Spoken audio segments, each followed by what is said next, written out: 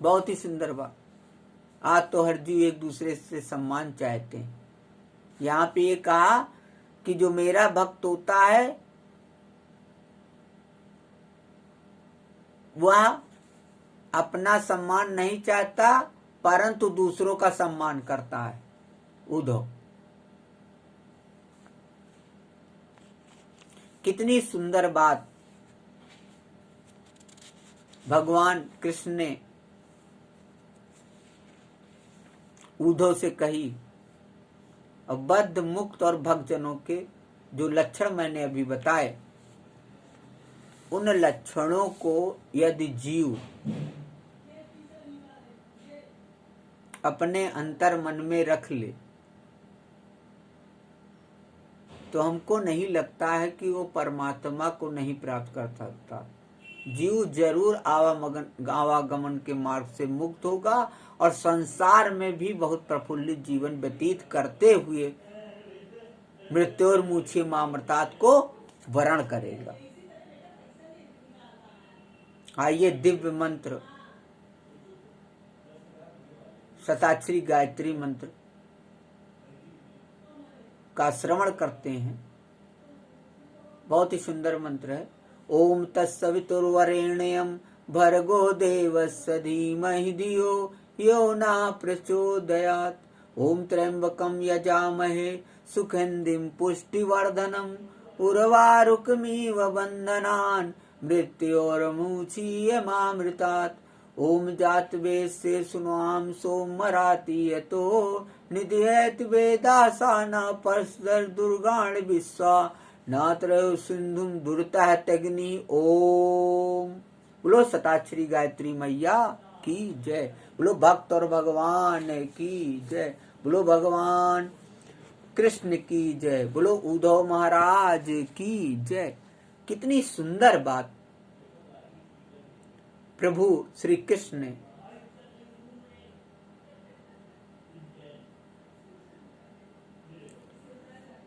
श्रीमद् भागवत महापुराण के 11 स्कंध में, जो ज्ञान योग स्कंध है, उसमें उद्धव जी को बताया है। बड़ा ही सुंदर बताया और लक्षण भी, भक्ति के भी लक्षण बता दिए। मतलब बद्ध मुक्त और भक्त जनों के लक्षण की व्याख्या करें। यदि इनका हम ध्यान रखें जीवन में, एक तरीके से बहुत ही महत्वपूर्ण सूत्र हैं। यदि इनको हम अपने जीवन में धारण करें तो निश्चित हम संसार में रह के परमात्मा को निश्चित प्राप्त कर लेंगे। और भगवान ने यहाँ भी कह दिया कि भक्ति के माध्यम से ही हमें प्राप्त कर सकते हैं। और भक्ति के माध्यम से इसलिए प्राप्त कर सकते हो क्योंकि भक्ति के माध्यम से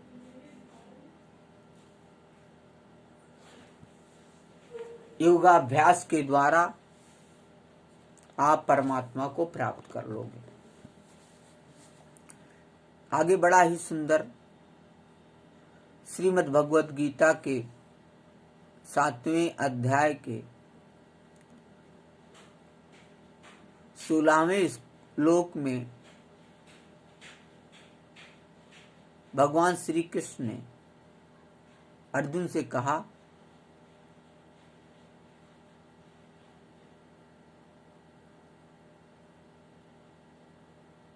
बड़ा ही सुंदर, चतुर्विधा भजन्ते माम जनः सुकृतनोऽर्जुन आर्तो जिज्ञासुरर्थी ज्ञानी च भरतर्षभ। हे भरत श्रेष्ठ, 4 प्रकार के पुण्यात्मा मेरी सेवा करते हैं।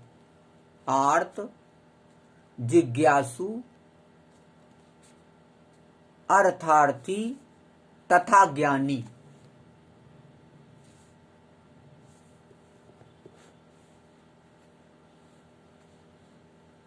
कितनी सुंदर बात कही कि हे भरत श्रेष्ठ, 4 प्रकार के पुण्यात्मा मेरी सेवा करते हैं। आर्त, जिज्ञासु, अर्थार्थी तथा ज्ञानी। तेषां ज्ञानी नित्य युक्ता एक भक्तिर्विशिष्यते प्रियो हि ज्ञानिनोर्थमहं सा च मम प्रियः। इनमें से जो परम ज्ञानी है और शुद्ध भक्ति में लगा रहता है वह श्रेष्ठ है, क्योंकि मैं उसे अत्यंत प्रिय हूँ और वह मुझे प्रिय है। अब यहाँ पे भगवान ने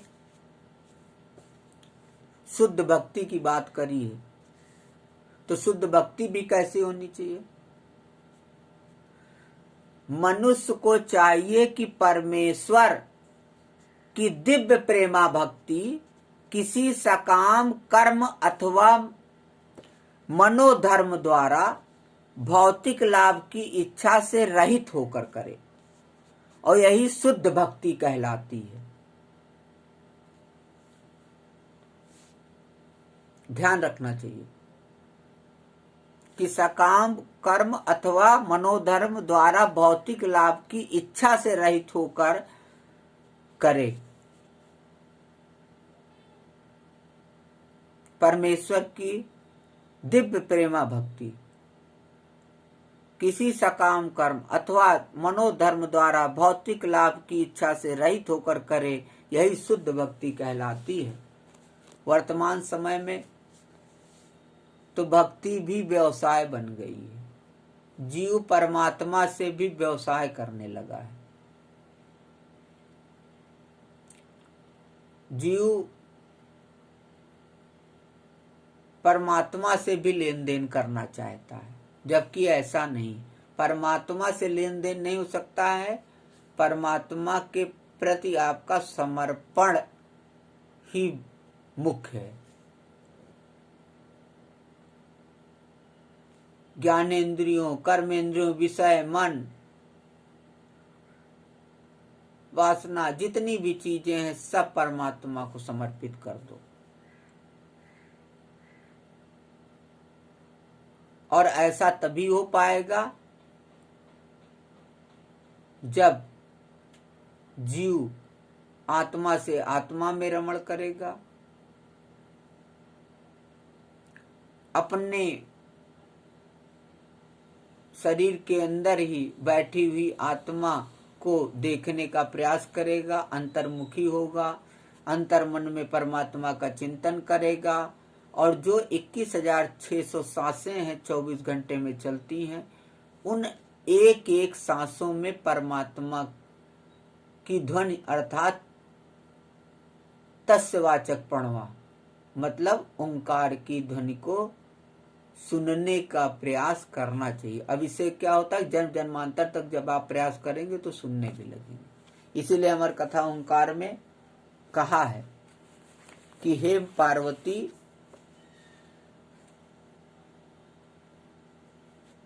प्रणव का भेद समझते हुए, प्रणव की कलाएं समझते हुए और प्रणव के गूढ़ रहस्य को समझते हुए सर्वश्रेष्ठ विधि प्राणायाम के द्वारा ओंकार का चिंतन करना। पूरक, कुंभक, रेचक प्राणायाम हमने बताया है, पिछले भी कथानकों ने बताया है। पूरक मनोमय रूप से ओंकार का जप करते हुए पूरक प्राणायाम करना 32 बार, वायु को पूर्ण करना 32 बार मनोमय रूप से ओम का जप करते हुए, और कुंभक प्राणायाम 64 बार ओम का मनोमय जप करते हुए वायु को रोकना, और 16 बार ओम का मनोमय रूप में जप करते हुए वायु का रेशन करना, वायु को छोड़ना। मैंने विधि भी बताई है कि किस तरीके से आप पूरक प्राणायाम करेंगे, किस तरीके से कुंभक प्राणायाम करेंगे, किस तरीके से रेचक प्राणायाम करेंगे। जब ये तीनों प्राणायाम हो जाते हैं तो इसको एक प्राणायाम कहा जाता है। और अमर कथा ओंकार में साफ साफ कहा गया है कि आप नहीं कर पाते हैं तो एक प्राणायाम करने के बाद सहस्त्र बार ओंकार का जप करें। और ऐसा जब आप प्रतिदिन करते जाएंगे तो धीरे धीरे आप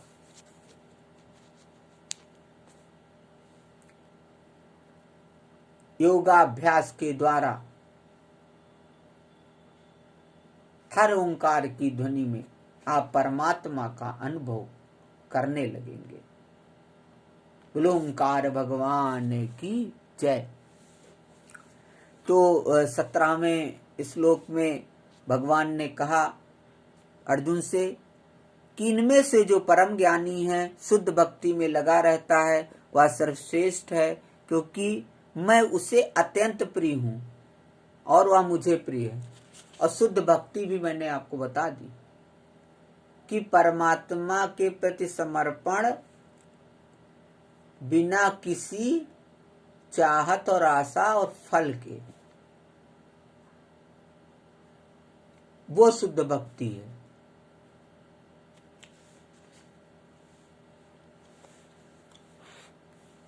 साफ साफ सुंदर ढंग से बताया कि शुद्ध भक्ति मनुष्य को चाहिए कि परमेश्वर की दिव्य प्रेमा भक्ति किसी सकाम कर्म अथवा मनोधर्म द्वारा भौतिक लाभ की इच्छा से रहित होकर करे। यही शुद्ध भक्ति कहलाती है। भगवान ने, कृष्ण ने भगवत ज्ञान नामक श्रीमद् भगवत गीता का 7वें अध्याय के 18वें श्लोक में आगे भगवान ने कहा, उदारा सर्व एवैते ज्ञानी तत्त्वात्मयो मे मतम अस्थिता सायुक्तात्मा मामे वानुत्तमाम गतिम। निसंदेह ये सब उदार चेता व्यक्ति हैं, किंतु जो मेरे ज्ञान को प्राप्त है उसे मैं अपने ही समान मानता हूँ और वह मेरी दिव्य सेवा में तत्पर रहकर मुझ सर्वोच्च उद्देश्य को निश्चित रूप से प्राप्त करता है। अब यहाँ पे बात आती है, अब प्रश्न उठता है ना कि जो कम ज्ञानी भक्त है तो क्या वो परमात्मा को प्राप्त नहीं कर सकता? जो ज्यादा ज्ञानी है वही प्राप्त कर पाएगा। उसको मैं थोड़ा सा विस्तार से बता देता हूँ। ऐसा नहीं कि जो कम ज्ञानी भक्त है वो भगवान को प्रिय नहीं है। भगवान कहते हैं कि सभी उदार चेता हैं, क्योंकि चाहे जो भी भगवान के पास किसी भी उद्देश्य से आए वह महात्मा कहलाता है। जो भक्त भक्ति के बदले कुछ लाभ चाहते हैं उन्हें भगवान स्वीकार करते हैं, क्योंकि इससे स्नेह का विनिमय होता है। वे स्नेह बस भगवान से लाभ की याचना करते हैं और जब उन्हें वह प्राप्त हो जाता है तो वे इतने प्रसन्न होते हैं कि वे भी भगवत भक्ति करने लगते हैं। किंतु ज्ञानी भक्त भगवान को इसलिए प्रिय है कि उसका उद्देश्य प्रेम तथा भक्ति से परमेश्वर की सेवा करना होता है। ऐसा भक्त भगवान की सेवा किए बिना क्षण भर भी नहीं रह सकता। इसी प्रकार परमेश्वर अपने भक्तों बहुत चाहते हैं और वे उससे विलग नहीं हो पाते।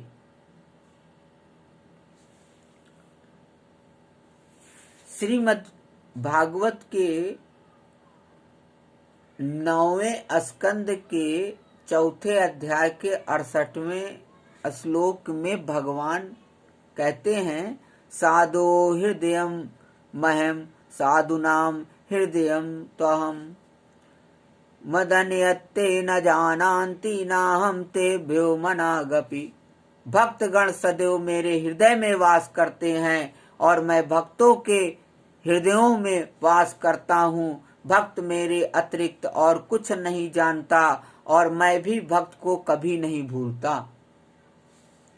मेरे तथा शुद्ध भक्तों के बीच घनिष्ठ संबंध रहता है। ज्ञानी शुद्ध भक्त कभी भी आध्यात्मिक संपर्क से दूर नहीं होते, अतः वे मुझे अत्यंत प्रिय हैं। जैसे सन्यासी, स्वामी, ऋषि मुनि, वो भगवान से प्रेमा भक्ति करते हैं। वो किसी लाभ के लिए भगवान के प्रति समर्पित नहीं होते। उन्हें कोई भौतिक लाभ नहीं चाहिए। वो बस